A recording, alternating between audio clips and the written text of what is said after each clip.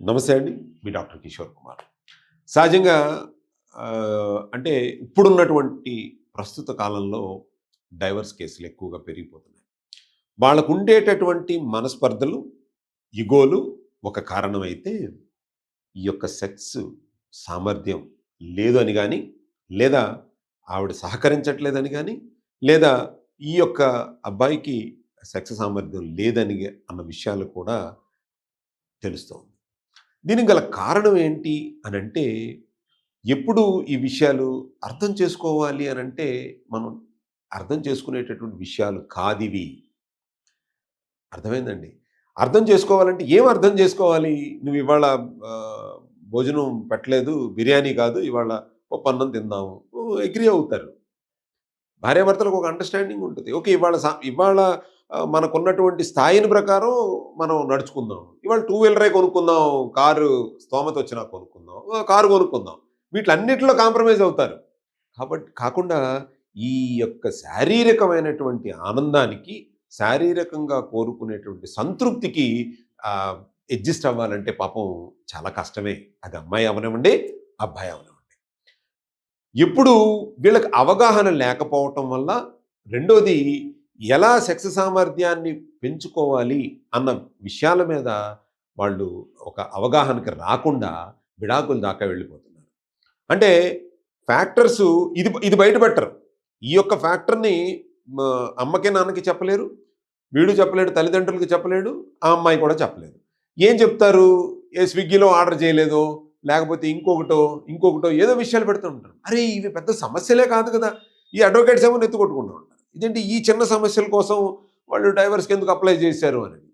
చాలామంది లోపల బిహైండ్ జరిగేటటువంటి విషయాలేంటంటే, ముందు ఈ సెక్స్ సామర్థ్యం మగవాడికి లేకపోవటం, లేదా వీడికి సామర్థ్యం ఉంటే ఆ అమ్మాయి ముందుకు రాలేకపోవటం, లేదా వైస్ వర్సా 2 ప్రాబ్లమ్స్ కూడా ఉన్నాయి. కాబట్టి మీరు అంటే వచ్చిన తర్వాత ప్రాబ్లమ్ కంటే కూడా ఎవరైతే గనక పెళ్లి చేసుకుందాము అని అనుకునే వాళ్ళు ఒకసారి కన్సల్ట్ అయ్యి, సార్ నేనిలా మ్యారేజే అనుకున్నాం. ఇప్పుడు దాకా స్టడీసు, ఎడ్యుకేషను లేకపోతే సో మెనీ మీకు ఆల్టర్‌నేటివ్ కొంతమంది హస్తప్రయోగం చేసుకునేవాళ్ళు ఉంటారు. ఇవన్నీ కూడా ఉంటాయి. దానివల్ల కూడా ఒక అపోహ అనేటువంటిది ఉంటుంది. నిజంగానే ఆ టిష్యూస్ అనేటువంటివి డ్యామేజ్ అవుతాయి. దానికి దూరంగా ఉండాల్సిందే. దాంట్లో వేరే థాట్ ఏం లేదు. సో, ఆ టిష్యూసు ఆహ్, డ్యామేజ్ అయినప్పుడు ఓకే. అయిందేదో అయిపోయింది గదా! మళ్ళీ ఇప్పుడు దాన్ని రీకన్‌స్ట్రక్ట్ చేయాలి. సో, రీఎవాల్యుయేట్ చేయాలి. సో, మళ్ళీ అవగాహనను పెంచుకోవాలి. సరే ఏదో అయిపోయింది పక్కన పెట్టండి. మళ్ళీ మీరు నెక్స్ట్ జీవితంలో ఒక అందమైనటువంటి జీవితంలో అడుగు పెడుతున్నారు కాబట్టి, మీరు మళ్ళీ రీకన్‌స్ట్రక్ట్ చేయాలంటే ఏం చేయాలన్నటువంటి విషయాలను మేము చెప్తాం. ఒక 3 మంత్స్ మా నోటీస్‌కి మీరు వచ్చి, సార్ ఇలా ఉంది మేము అనుకుంటున్నాం అని అనుకుంటే, మీ అంగం చిన్నగా ఉందా? లేకపోతే గట్టిపడే విధానంగా ఉన్నాయి. లేకపోతే మీకు దీర్ఘస్ఖలనం జరుగుతుంది. లేకపోతే ఈడీ ఇష్యూస్ ఉన్నాయి. ఇవన్నిట్లి మీద కూడా ఒక మంచి కౌన్సెలింగ్‌తో పాటు, ఒక మంచి ఆహార నియమాలను కూడా మేము మీకు చెప్పటం, అలాగే కొన్ని రకాలైనటువంటి సప్లిమెంట్స్ కూడా మీకు ఇవ్వటం జరుగుతుంది. ఎప్పుడైతే మీరు ఈ చక్కటి కౌన్సెలింగు, ఈ సప్లిమెంట్స్ ఇవి తీసుకున్నారో, మీరు చక్కటి పెర్ఫార్మన్స్ ఇవ్వగలుగుతారు. నిజంగానే వాళ్ళు చెప్తారు, "ఈడు మగాడురా బుజ్జి" అని చెప్పగలుగుతారు. ఎప్పుడైతే మీరిద్దరూ సంతృప్తిగా ఈ విషయంలో సంతృప్తిగా ఉన్నారో, రిమైనింగ్ విషయాలన్నీ కూడా ఆటోమేటిక్‌గా అడ్జస్టబుల్ అయిపోతా ఉంటాయి. ఇది లోపల డామినేటింగ్ ఫ్యాక్టర్ ఇది ఉంటది. చిన్న విషయాలు పెద్దది చేసేసుకుంటాం. కాబట్టి ఏదైతే మేజర్ ఫ్యాక్టర్ ఉందో దీన్ని మనం కాన్సంట్రేట్ చేసి, దీన్ని సమస్య లేకుండా గనక మనం పరిష్కరించుకోగలిగితే రిమైనింగ్ వచ్చేటటువంటి మనస్పర్ధలు, ఈగోలు ఇవన్నీ కూడా చిన్నగా అయిపోతాయి. ఎందుకనంటే వాళ్ళు శారీరక ఆనందాన్ని పొందాలంటే yes! He is the correct person అని ఆ అమ్మాయి అనుకోవాలి. అలాగే she is the correct person అని అతను అనుకోవాలి.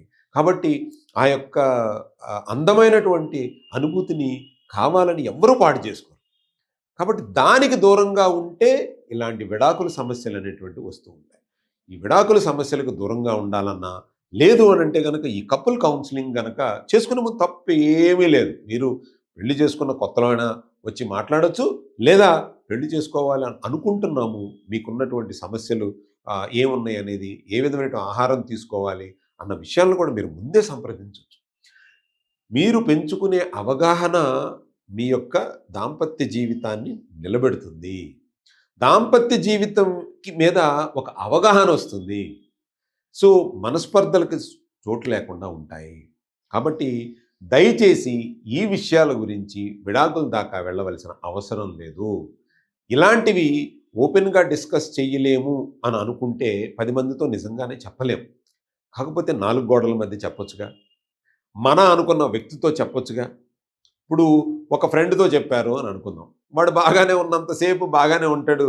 తర్వాత వాడికి నీకు ఏదో చెడినప్పుడు 10 మందికి చెప్తాడు. వాడికి ఆ ప్రాబ్లమ్ ఉందంటరా, లేతే ఈ ప్రాబ్లమ్ ఉందంటరా, లేకపోతే అని చెప్తారు. అలాగే అమ్మాయి కూడా ఒక ఫ్రెండ్‌కి ఈ విషయాన్ని గనక మనం మీ ఇద్దరి మధ్య సఖ్యతగా ఉన్నప్పుడు చెప్పినప్పుడు ఏ కోణంలో ఇది వేరేలాగా ప్రభావితాన్ని చూపిస్తుందో మీకు తెలీదు. కాబట్టి చెప్పొద్దని అనట్లేదు. బెస్ట్ ఫ్రెండ్ అనుకుంటే చెప్పండి గానీ, వాళ్ళ దగ్గర నుంచి మీకు పరిష్కారం రాదు. పరిష్కారం వస్తే చెప్పండి తప్పులేదు. పరిష్కారం మీకెక్కడ దొరుకుతుంది? మీకు ఉన్నటువంటి అపోహలను తొలగించే ప్లేస్‌లో దొరుకుతుంది. మిమ్మల్ని ఎడ్యుకేట్ చేసే ప్లేసు ఏంటో చూసుకోండి. అక్కడికొచ్చి ఆ 4 గోడల మధ్య మీరు ఓపెన్ అయ్యి, మాకున్న ఈ సమస్య అని గనక మీరు చెప్తే, ఆ సమస్య మీరు చెప్పేది ఆ 4 గోడల మధ్యలోనే ఉండిపోతుంది. మీరెళ్ళగానే ఆనవాళ్ళు కూడా ఏమి ఉండవు కదా! మీ ఫ్రెండ్స్ ఎవరో మాకు తెలీదు. మీ రిలేటివ్స్ ఎవరో మాకు తెలీదు. సమస్య వచ్చింది. సమస్యకి ఎడ్యుకేట్ చేసాం. పరిష్కారం ఇచ్చాం. కౌన్సెలింగ్ ఇచ్చాం. పంపించేసాం. తర్వాత అంతే అయిపోయిందింక. సో, మీరు దానికి తగ్గట్టుగా చేసుకుంటే మీకు ఒక అభిమానం మాత్రమే మీకు ఉండిపోతుంది అంతే. మీరు ఇచ్చిన డబ్బులు మా దగ్గర ఉండకపోవచ్చేమో కానీ, మీరు మా మీద పెంచుకున్నటువంటి అభిమానం అయితే ఉండిపోతుంది. కాబట్టి మీకు మంచి అవగాహనను పెంచుకోండి. ఇది చిన్న సమస్య అని చెప్తాను నేను. కాబట్టి చిన్న సమస్య వల్ల బంధాలు తెంచుకునేటటువంటి వరకు వెళ్ళకూడదనేటువంటిది నా విజ్ఞప్తి. దయచేసి ఆలోచించండి. Thank you. అపోహల్ని పక్కన పెట్టేసి మీ 60 ఏళ్ళు కాదు 70 ఏళ్ళు అయినా సరే అంగం గట్టిపడేటటువంటి విధానాలు గానీ, ఎటువంటి ఆహారాన్ని తీసుకుంటే ఆ యొక్క అంగం గట్టిపడే విధానాలన్నీ కూడా మేము చక్కగా మీకు చెప్తాం. నిర్మొహమాటంగా మీరు మాకు ఫోన్ చేసేటప్పుడు మీ ఏజ్ చెప్పండి. మీ ఏజ్‌ని బట్టి. ఎందుకంటే మేమిచ్చేటటువంటి ఫుడ్ గానీ, మేమిచ్చేటటువంటి న్యూట్రిషన్ సప్లిమెంట్స్ గానీ, ఇవన్నీ కూడా మీ ఏజ్ ఫ్యాక్టర్‌ని దృష్టిలో పెట్టుకునే మేము చెప్పడం అనేటువంటిది జరుగుతుంది. కాబట్టి మీ ఏజ్ దాయక్కర్లేదు. సమ్‌టైమ్స్ నాకొచ్చింది కాలు అనంటే నేను వాయిస్ దీన్ని బట్టి కూడా చెప్పి మీరు లేదంటే 40 ఏళ్ళు అని అంటే కూడా నేను I can able to recognise. దయచేసి అబద్ధం చెప్పకండి. నిజం చెప్పండి చక్కగా. మీరు ఓపెన్‌గా చెప్పండి.